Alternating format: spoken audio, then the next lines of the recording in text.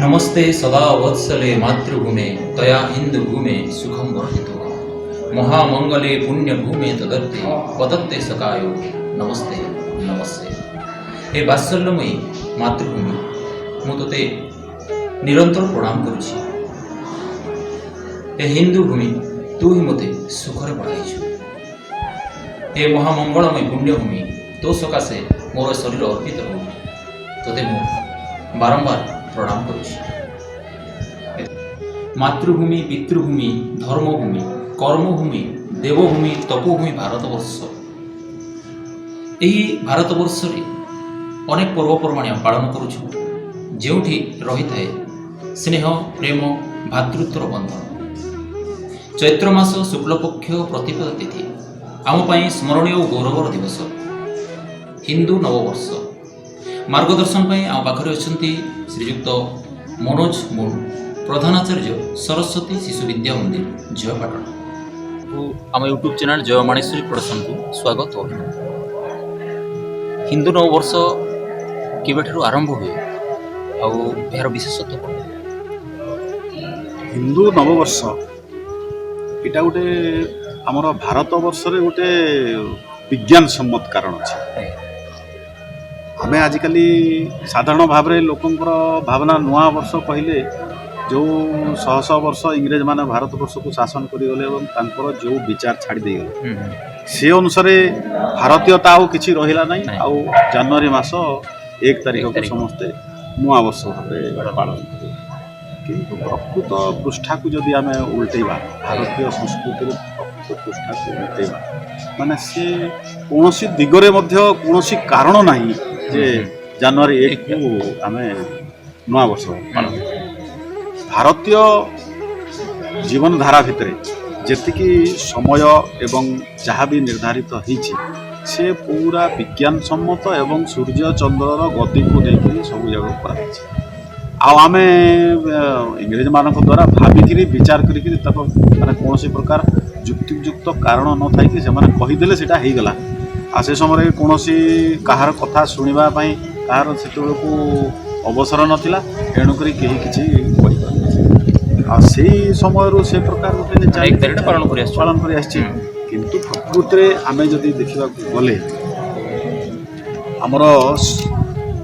जो भारतीय कालगणन आरंभ है ये 197 कोटी 29 लक्ष 49,123 वर्ष पूर्वे आमर यहाँ प्रकृत में आरंभ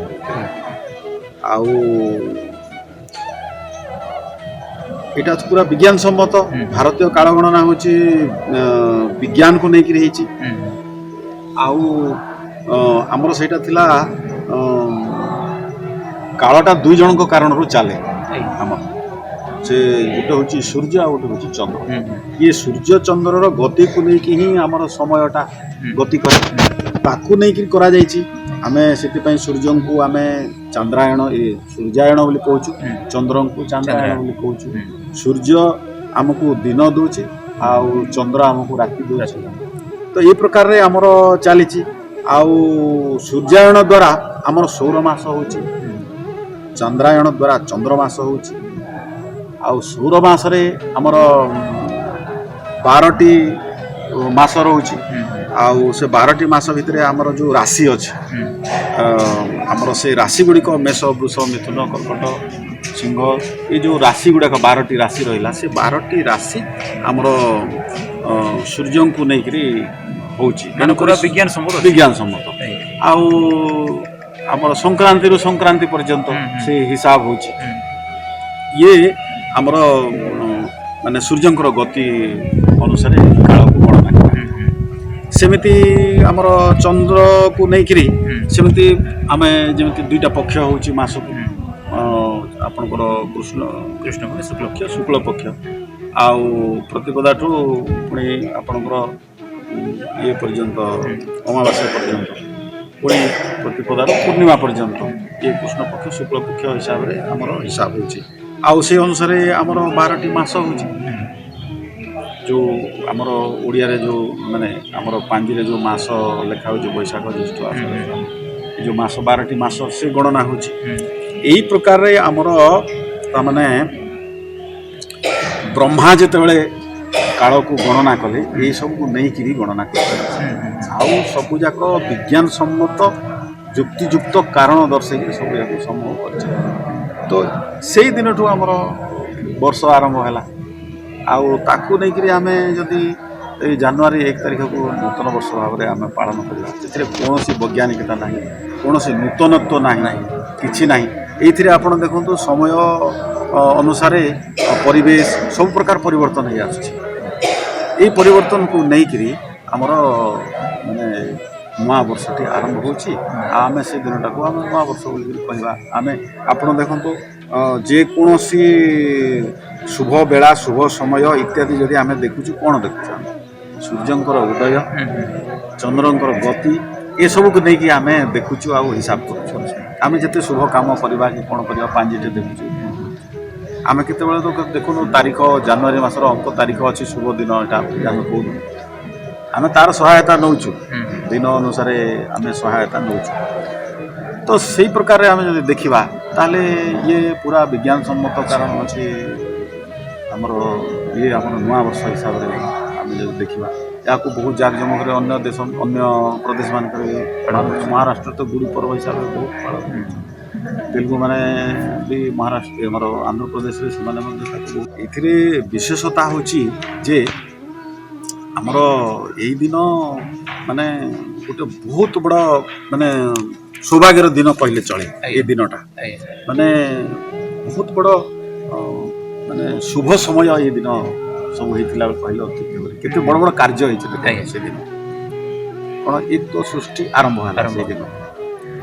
2 ନମ୍ବର ହେଲା ଭଗବାନ ରାମଚନ୍ଦ୍ରଙ୍କର ସେଦିନ ରାଜ୍ୟାଭିଷେକ ହେଇଥିଲା ଯୁଧିଷ୍ଠିରଙ୍କର ମଧ୍ୟ ରାଜ୍ୟାଭିଷେକ ହେଇଥିଲା ତାପରେ ଆମର ବିକ୍ରମ ସମ୍ବତ କାଳ ଗଣନା ସେଇ ଦିନଠୁ ଆରମ୍ଭ ତାପରେ ଶାଳିବାହନ ଶକାବ୍ଦ ମଧ୍ୟ ସେଇଦିନ ଆରମ୍ଭ ତାପରେ ଆର୍ଯ୍ୟ ସମାଜ ପ୍ରତିଷ୍ଠା ହେଲା ସେଇଦିନ ତାପରେ ସନ୍ଥ ଝୁଲେଲାଙ୍କର ଜନ୍ମଦିନ ସେଇଦିନ ଆଉ ଶିଖ ଗୁରୁ ଥିଲେ ଅଙ୍ଗଦ ଦେବ ତାଙ୍କର ମଧ୍ୟ ସେଇଦିନ ଜନ୍ମ ଦିବସ ଆଉ ସବୁଠୁ ବଡ଼ ଦିନ ହେଉଛି ରାଷ୍ଟ୍ରୀୟ ସ୍ୱୟଂସେବକ ସଂଘର ଯିଏ ପ୍ରତିଷ୍ଠାତା ସ୍ୱର୍ଗୀୟ ପରମ ପୂଜନୀୟ ଡକ୍ଟର କେଶବ ବଳିରାମ ହେଡ଼ଗରଙ୍କର ଜନ୍ମ ଦିବସ ସେଇଦିନ ଆଉ ଏ ପ୍ରକାର ଶୁଭ ବେଳାରେ ସେ ଜନ୍ମ ହେଇଥିଲେ ବୋଲି ଆଜି ରାଷ୍ଟ୍ରୀୟ ସ୍ୱୟଂସେବକ ସଂଘ ଭଳିଆ ଗୋଟେ ପୃଥିବୀର ଗୋଟିଏ ଶ୍ରେଷ୍ଠ ସ୍ୱୟଂସେବୀ ସଂଗଠନ ଆଜି ଠିଆ କରିପାରିଲେ ତ ଏଇ ପ୍ରକାର ଶୁଭ ମୁହୂର୍ତ୍ତ ଆଉ ଭାରତ ଛାଡ଼ିଦେଲେ ଆଉ କେଉଁଠି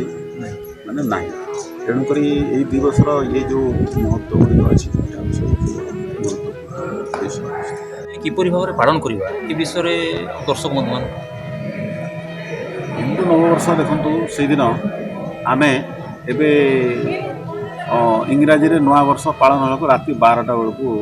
ଡିଆଁଡି କରୁଛନ୍ତି ନାଚ ଗୀତ କରୁଛନ୍ତି ଆମର କ'ଣ ଆମେ ତ ଭାରତୀୟ ପଦ୍ଧତିରେ କରୁଛୁ ବିଜ୍ଞାନ ସମ୍ମତ କରୁଛୁ ତେଣୁ ସୂର୍ଯ୍ୟ ଚନ୍ଦ୍ରଙ୍କୁ ନେଇକରି ଆମେ ଆମର ସମୟଟାକୁ ବାହାର କରୁଛୁ ତେଣୁକରି କ'ଣ ସୂର୍ଯ୍ୟ ଉଦୟରୁ ଆରମ୍ଭ କରିବା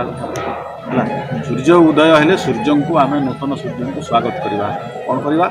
ନା ଘଣ୍ଟ ଶଙ୍ଖ ହୁଳହୁଳି ଦେଇକରି ଆମେ ସ୍ୱାଗତ କରିବା ନିଜର ଘର ସାମ୍ନାରେ ଆମେ କଳସ ଗୋବର ଲିପିକିରି କଳସ ସ୍ଥାପନା କରି ଝୁଟି ତିଆରି କରିବା ଧୂପ ଦୀପ ଟିକେ ସେଇଠି ଦେଇକରି ଆମେ ସ୍ୱାଗତ କରିବା ନୂଆବର୍ଷକୁ ସ୍ୱାଗତ କରିବା ଆଉ ଆମେ ଘରେ ଯେମିତି ବିଭିନ୍ନ ପର୍ବପର୍ବାଣୀରେ ଯେମିତି ଗୋଟେ ପୂଜା ପାଠ ଇତ୍ୟାଦି ସବୁ କରିକିରି କରୁଛୁ ସେଇ ପ୍ରକାର କରିବା ଆମେ ଘରେ ଯଜ୍ଞ ଇତ୍ୟାଦି କରିପାରିବା ଆଉ ସମସ୍ତେ ମିଶିକିରି ସେଇଦିନ ଗୋଟେ ଜାଗାରେ ଭଲ ମାନେ ଖାଇବା ପିଇବା ବସ୍ତୁ ବି ତିଆରି କରିକିରି ଆମେ ସେଠି ସମସ୍ତେ ପିଠାପଣା କରିକିରି ଖାଇପାରିବା ଆଉ ମାନେ ସାମୂହିକତା ଭାବରେ ମଧ୍ୟ ତାକୁ ଆମର ବିଭିନ୍ନ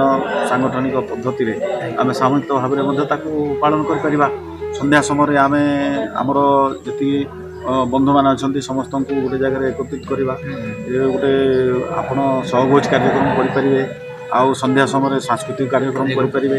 ଭାରତୀୟ ଆଧାରିତ ସାଂସ୍କୃତିକ କାର୍ଯ୍ୟକ୍ରମ ଆମେ ନୂଆବର୍ଷ ଆଜି କାହିଁକି ପାଳନ କରିବା ତାର ଆଧାରରେ ବିଭିନ୍ନ କାର୍ଯ୍ୟକ୍ରମ କରିବା ଆମେ କରିପାରିବା ଆଉ ସମସ୍ତଙ୍କୁ ଶୁଭେଚ୍ଛା ଜଣାଇବା ଆଉ ଏମାନେ ଏମିତି ହେବା ଦରକାର जे समस्ते जमीती कि जनवरी 1 तारिख प्रकृत नुआ वर्ष नुहे ए प्रकार अनुभव कर विभिन्न आपण नगर विभिन्न मुख्य मुख्य स्थान में आप गैरिक पताका उड़ी पारे छुट्टी दे पारे ए प्रकार गोटे माहौल तैयारी कर गैरिक पताका आप लगे पारे आ समस्त घरे ओम गैरिक पताका लगेबे ये गोटे आम समस्त को कहीकि गाँव में आम कर साई पड़ोसा कर